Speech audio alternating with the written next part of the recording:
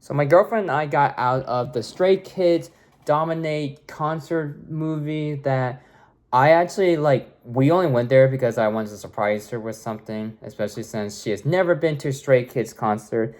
We both are fans of Stray Kids, but I think she's more of a fan than I am, and I do like their music like well enough for me to like get like an idea of who they are as a group, even though I don't really listen to K-pop, and she's a bigger K-pop fan than I am, and we went to go see it in the AMC theater in the Dolby Atmos, which is probably one of the best ways to watch a concert documentary film. And I'm gonna leave it to the ultimate K-pop fan over here. What do you think? I liked it. Mm-hmm. I've never seen a film like that before. I liked that it wasn't just like the concert itself. Mm-hmm. Like I feel like that would have been kind of boring. Mm-hmm. I liked a little bit of backstories. You get to know them a little bit more. I liked all the songs. Yeah. Yeah. I think I think I wanted like more like give me details on like how they write their music or what makes them write the type of music they write. Like I wanted something a little bit more like that. And like their chemistry. Yeah, like really what drives them other than like just the fans, and that's what they love. And be like, my fear is like just is all like getting used to it. Yeah, my fear is that the stays will go away. Well, yeah, that's everybody's fear, that you're not gonna be popular anymore. But I wanted like, I don't know, like what's your inspirations behind the music, and is this where you thought you want to be, or was this always your dream? I mean, being an actual Stray Kids fan, though, a lot of that stuff is answered already. But for their first like big time movie, I was thinking it was gonna do something more like that. But I absolutely loved the energy that the performance was. And there's nothing better than like your favorite songs coming on, anyways. Yeah, that's true. So there's only like 2 songs from my favorite album, and I was like very grateful. But like, damn, I need more. You knew quite a few of the songs. There was few, like the classic ones, but then there was like maybe like half, if not like maybe like 2/3. I was like, or not 2/3, like 1/4. I was like, I don't remember this song very well. There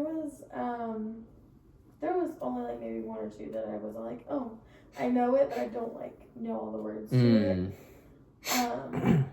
And for this to be like their first concert film is like very interesting. That kind of like makes me wonder, because like I know there's like a few like K-pop bands that have their own concert movie as well. Even like Blackpink has like a documentary film on Netflix that I do recommend checking out. I do think that's really engaging. But since you know more of K-pop groups than I do, and I guess I have to ask you this: what makes like Stray Kids so popular that it's like more memorable?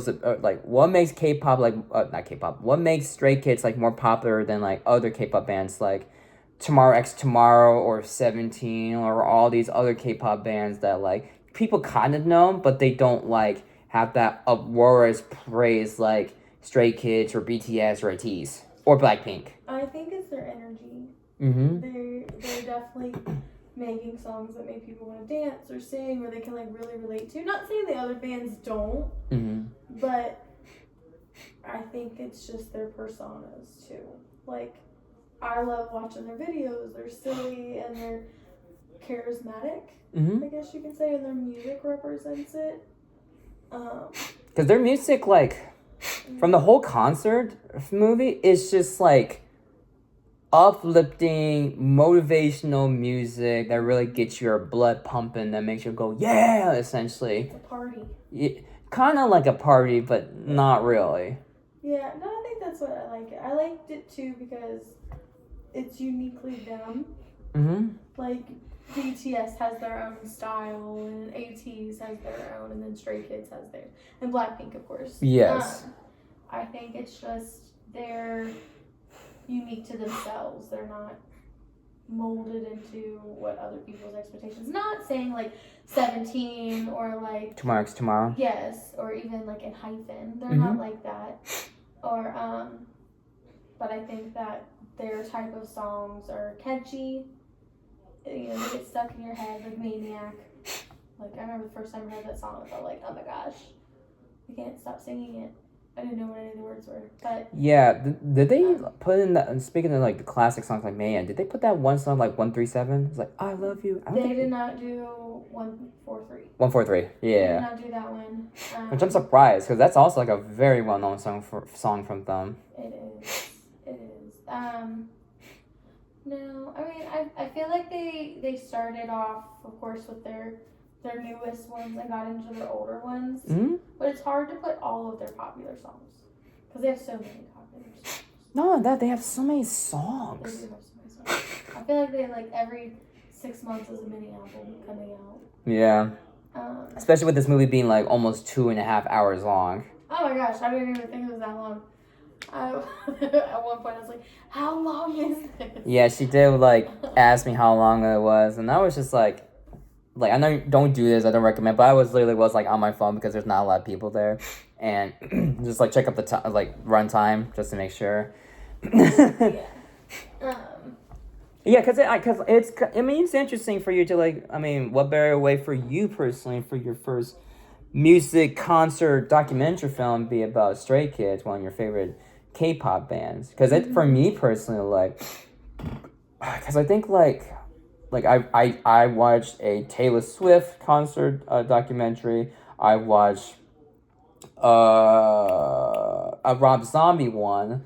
That's probably like the best one I could think of as of right now of live concert performance documentary films. And I think this would be like the third or fourth film I've seen from that type of genre. Yeah. But as they're like performance wise, I mean, I agree with you. Like, there's so much like energy. Like, the choreography is pretty on point. There was this one part in the movie that I really like, and it's not even like part of it. I mean, it is part of their performance, but it's part of their, but it's kind of outside their music, and it's just like these two guys. I forgot their name, but Hyunjin, I think. I don't know, but anyway, when they were doing the fireworks and pressing the button, and they're doing like the boom boom pow, that was fun. That's probably the best part of the movie. Songbin and Ian. Yeah, I really like that. I like that part. That's probably the best part of the documentary film for me, just because it's like, it's showing a little bit of their personality, which is like really nice. Because, if I'm being honest, I didn't really get much of their personality in the entire concert film, except for that scene. That scene was like, okay. Well, also there's some flashbacks of recordings and all that stuff. Like, that one's pretty nice, but it's not long enough. I feel like their personalities came out, you know, when they were dancing and like playing around with each other. But I feel like when they were doing the documentary part of it, it was very flat. I think that's where we did not get their personalities from. That's probably the worst part of that documentary. I hated that. I hated the interview stuff. I hate the interview stuff because it doesn't really like give you an idea of who they are, except for like small tidbits. And it makes their personality feel so bland, and feels like, and they feel like they're all saying the same thing. Yeah. And it's really was agonizing for me. Like, I get everybody has fears and everybody has things that they want to hide, but I want to know the real you. Yeah, well, you're never gonna get that, especially with somebody like famous like that. But just, you gotta start it off as if nobody knows who you are. Like, Ian's was like, hey, I'm the youngest member of the group, and you know, I think like the one who has like who was probably has the most interesting personality to say about themselves was Bang Chan, the leader. Yeah. He probably had like the most like interesting things to say about himself. That's not the same thing. Yeah, I like how it really, he's like, you know, I seem cool, calm, and collected, but I have anger.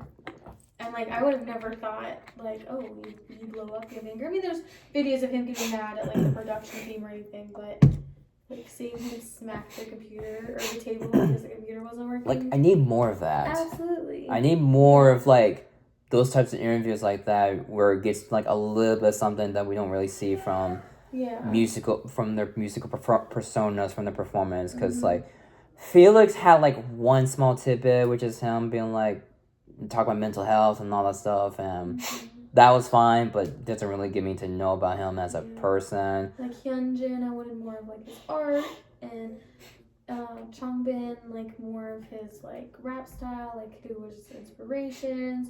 Han would have been more of like, you know, his love for guitar and like more of the rock music type things. Like I wanted that. Like I don't think we know enough about Ian, Human, or I don't know which one was it, but like when he was talking about like dance, I was like, okay, there's like something there because you could tell because I know he loves. There's a bunch of dancing that he might as well be like the dance director. Hyunjin, he's the main dancer.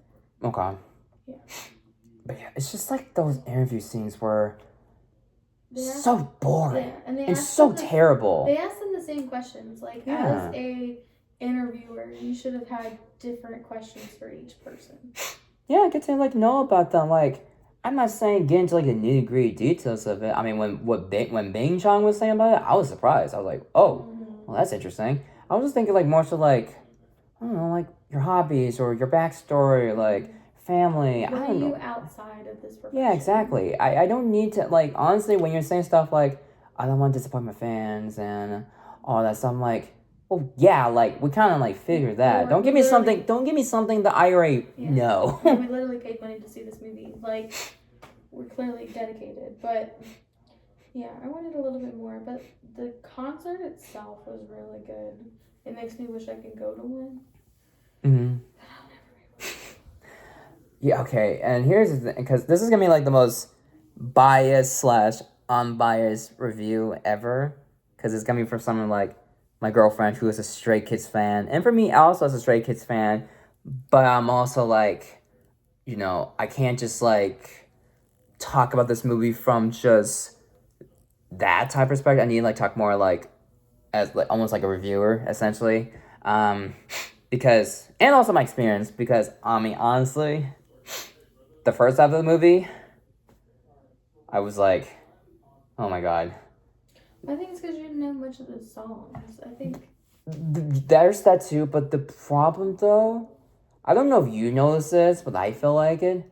The editing was just too erratic. I think it was a little bit too ADHD where it's getting like disorienting that it was making me lose so much focus of what's going on because I feel like it's going like cut this, cut there, cut. I'm like, oh my god, can you like? Because that's when the second half comes in because it kind of like takes a step. I feel like the editing is like a little bit more like okay, let's restrain that a little bit, but still keep the craziness of it going. I much prefer the second half of how it's edited than the first half where it's just too crazy, just too everywhere, and I'm like, oh my god. Like, I'm about to, like... I kept yawning so much. I was getting really bored. I started getting nervous. Like, oh, God, I hate this. I was still enjoying myself. I was hating the first half. I mean, I didn't mind the sporadic of it. I didn't mind. I like how it's... I mean, I like the cinematography of it, but it was getting to the point where it was getting a little too repetitive, because I think they kept... When they keep doing so many cuts, you're kind of, like, losing, like... the power of the cinematography, like how it's shot and filmed, and now it's getting to that point that you cut so many times that now it's starting to slow down and starting to not really process these shots. They're nice, but like you just seen that shot like too many times, and now it's just like it doesn't really do much for you. Yeah, I'm wondering too if they had too many drones. That also doesn't help too. They were trying to get every image. And the audience's reaction too. I feel like we kept seeing the same fans over and over. I agree with that. Thousands of fans. There's just like this one person with red hair that I feel like I saw like 5 times. Yeah, or the one with the bear hat on. Like, we get it. They're in the audience. They're so, like, I feel like not really a lot of people, like, in the stands got attention. Yeah, they didn't get their chances. Yeah. I mean, and then, like, some of the stuff that they put out, like, was like, yeah, it's that type of K-pop. Oh, yeah. Community. Like, I don't want to say toxic stays, but there are toxic stays, and you can put them on the pedestal. Yeah, and you can unfortunately you can tell them apart, and it makes the whole like stay community very difficult to like be a part of because you're like, I'm not gonna have an ultimate bias and hate everybody else, or I'm not gonna cry when I see them. They're people too. Yes. And the one that fainted at the end. Are you for real? Like, you're a grown woman. Get off the floor. you're probably old enough to be their mom. Yeah, I think she was like older than us. I feel like. I mean, I'm a baby. Don't put me out there as old. I'm a baby. And but like, the one thing that I did like is the diversity of ages out there. Because when you think of K-pop, like we even talked about it a little bit, you think younger kids, like teenagers, kids, like middle school teenagers. But I graduated high school a couple years ago, and it was a long time ago. And I mean, I'm still a K-pop fan, and it's nice to know that it doesn't matter how old you are. If you like the music, you like the music. But it's not often we see that, so it's like nice to see like yes. actual like adults or close to maybe like senior years. It's so stereotyped almost, but it's also, you really have to watch out for those individuals that obsession yes, take it to the extreme. You know, the ones that, especially the ones in front of us. Oh. Yeah, the audience that we had for this movie were. Most of them were pretty chill, but we also didn't look behind us. But, like, the ones in front of us, like, you could definitely tell they're, like, kids, essentially. And there's this one kid that, I do admire that person's confidence, but time and place, my dude. And, because, like, this kid was, like, I'm gonna get, like, at first it was, like, this person was just, like, dancing and making all this, like, hand gestures while being in their seats, and that's fine. I didn't buy that. Wasn't buy by that. We danced and sang a little bit. Yeah, exactly. But getting out of your seat and being on the staircase just to dance is ridiculous. Yeah, or like hooting and woohoo and yeah, and giggling. Like, come on. Are you for real? Again, admire the confidence, but time and place. Sometimes there's just people like us. They're just here to just watch it and don't like need to like want like all this like craze persona going on. Like the rest of them weren't even doing that. Like this person was. I'm like, damn. Well, her friend even had the Stray Kids flag with everybody, like all the members' faces on it. And that person didn't even go up and do that. I'm like, they're not Jesus. That does help. That doesn't help either. That's the problem with the K-pop community, at least the obsessed fans, is that they definitely put them on the pedestal and think they did nothing wrong, where in fact, that almost all the members in Stray Kids have done something pretty problematic. Probably, yeah. And then, or the ones that are like, my Stray Kids members would never have relationships. You mean to tell me Bong Chan, who's 28 years old, has never been in a relationship before? That's another thing, like musical groups is like, when you know like solo artists, like you are very much well aware like, okay, relationships can happen with these people. But when it comes to like group musicians, you don't really hear anything of their like relationship life. And I know they keep it on the down low, but when you have somebody that literally wrote Red Lights, which is one of the most sexual songs that Stray Kids has ever made, come on. He didn't get it from looking at a magazine, okay? Or watching a bunch of like dramas or something like that. Yeah, K-dramas don't do that. It takes 3 to 10 episodes before they even hold hands, okay? Come on. I would not know. I did not know that Stray Kids even like made a sexual song. But then again, I don't really like read into the lyrics, all that stuff. Because from my perspective, someone who is just a casual enjoyer, it just all usually they just sound like rhythmically wise. It does sound very like upbeat, very like party, like you said. Just motivational. Make you feel good song. Yeah, make you feel good, and it doesn't really do anything outside of that. Besides like slow pace, it's very melodic like Felix does, which I'm surprised they didn't use that one song, which the solo song from Felix. That would have been like nice for me personally.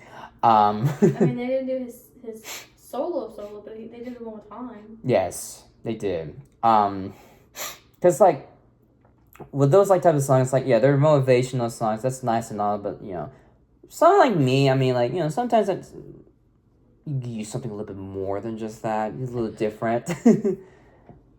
Which is why the sad songs or the slow paced songs, like I remember, like those are like okay, like you're doing something different, and I appreciate it. Which is why I liked like there's some aspects of ATEEZ I do like better than Stray Kids because they actually do try to do something very different.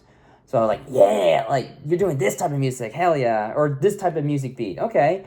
That's the great thing about diversity. Like, I'm not just one K-pop fan. I have hundreds of people that I listen to. Yeah, because right now, like, my favorite, like, Asian group as of right now is Baby Metal, because they're just playing metal music. You cannot go wrong with Baby Metal. And I saw them live, and it was so cool. Like, I love and there's so much, like, diverse into those music. Not only just for themselves, but also the musical guests that they bring along to it. They're adorable. Mm-hmm. That little dancing and hopping on the stage. But...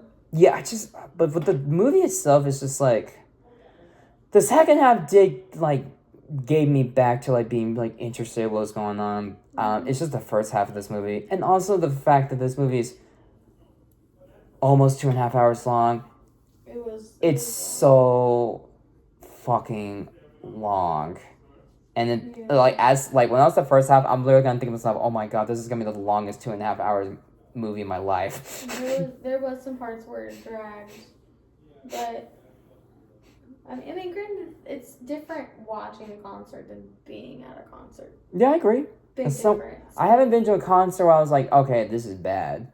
Like, there's some concert I'm like, okay, this is, like, good, but not gonna go be in this concert again. And there's also a concert I've been to that's fucking awesome. But yeah, watching a concert movie, it's hard to make that good because, like, I don't know, like you gotta find a way to make it interesting both on the concert level, but also, like, from a interview level. Yeah. Like I said, the Taylor Swift concert I've seen 2 Taylor Swift concert films.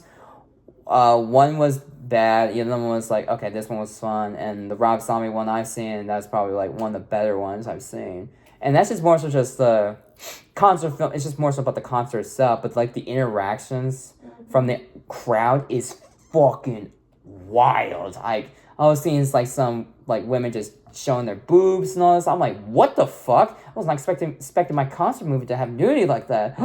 But and also, like, Rob Zombie had some crazy props in the concert. I was like, this is insane. Rob Zombie, come on. Exactly. Like, there was something, like, very interesting that kept me like, okay, this is really cool. Like, you're never gonna get this from any of his, like, songs. You're gonna get that from a concert. And with something like Stray Kids, like, did you want the fans to flash Stray Kids? No. I'm not saying that. I'm saying, like, make their concert, like, really memorable. I mean, the dances are nice, but, like, like, practical effects is like we did get, like, the giant one. That was interesting, but that's kind of like all the creativity that they have in terms of it.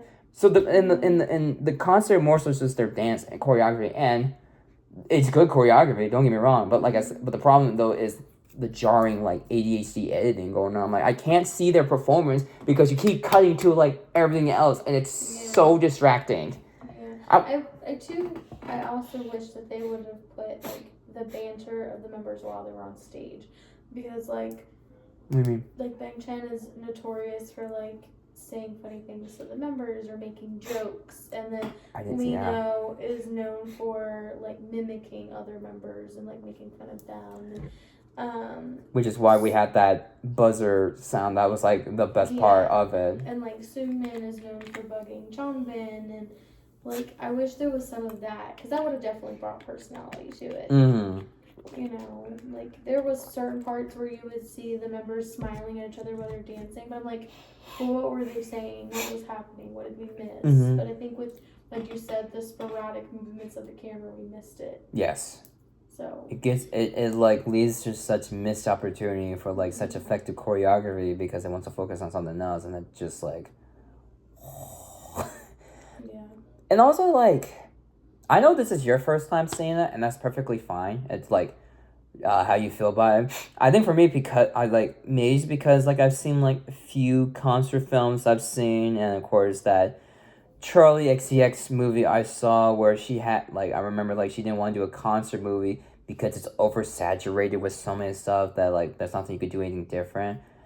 I see what she meant because I was feeling that way watching this movie. I'm like, there's nothing that this does that's, like, anything different than what I've usually seen in these concert films. Like, it just, like, feels, like, indistinctable enough.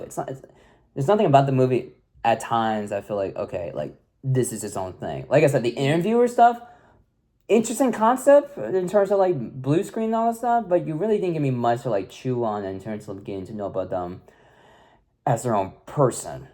Yeah. And I get it, you probably can't get too much into it because cultural reasons or labels, copyright or label situations, or the industry, something like that, maybe, but like, you gotta give me at least something to work with that is not going beyond the boundary, not going beyond the boundaries, but at least give me to know about you as a person that feel like, okay, you're a human person and not just some manufactured machine. Exactly. Especially when they're saying all the same things, I'm like, this is getting like a little too manufactured, and this is not what I listen to Stray Kids for. Who's holding up the cue cards behind the camera?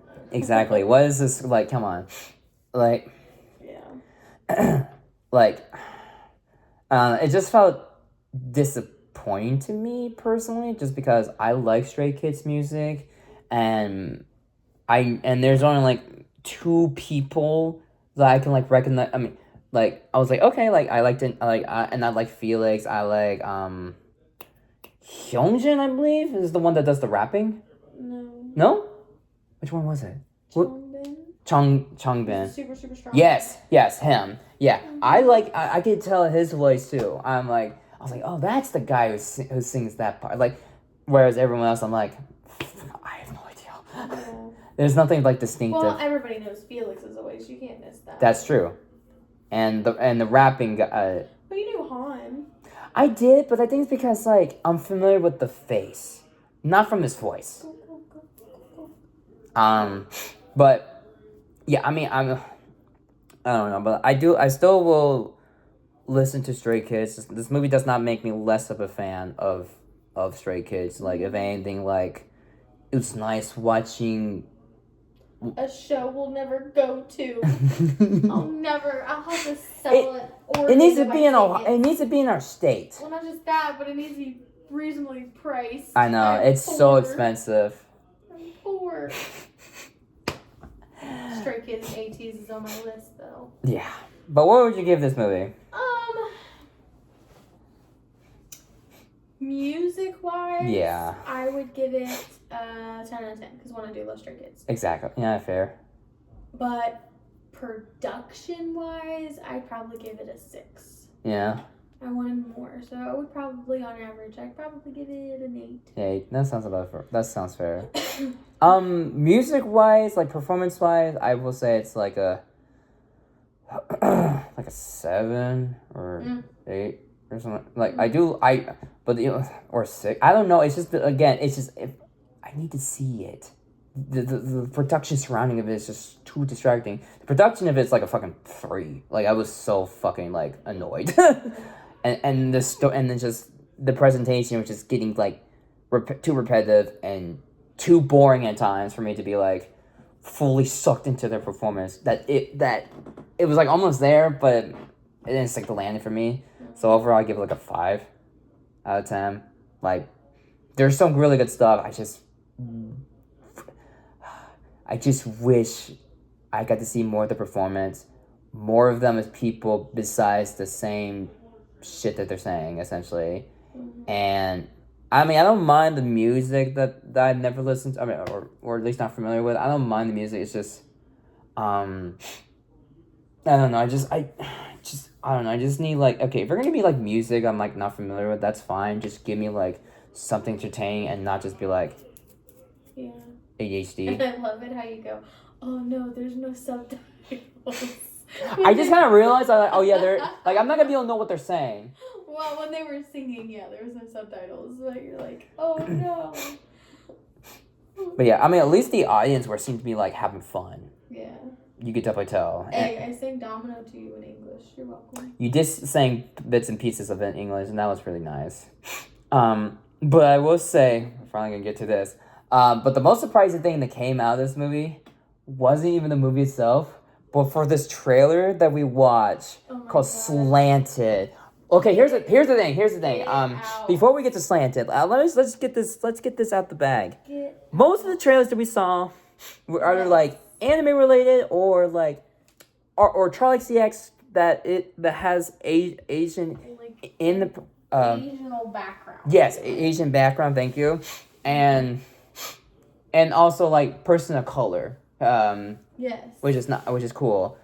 But then we get to Slanted, and then like when we saw the trailer, here's the thing: the trailer is basically like is kind of giving like the Substance vibes in terms of just, Are produced by the same person. or at least like comparisons wise, yeah.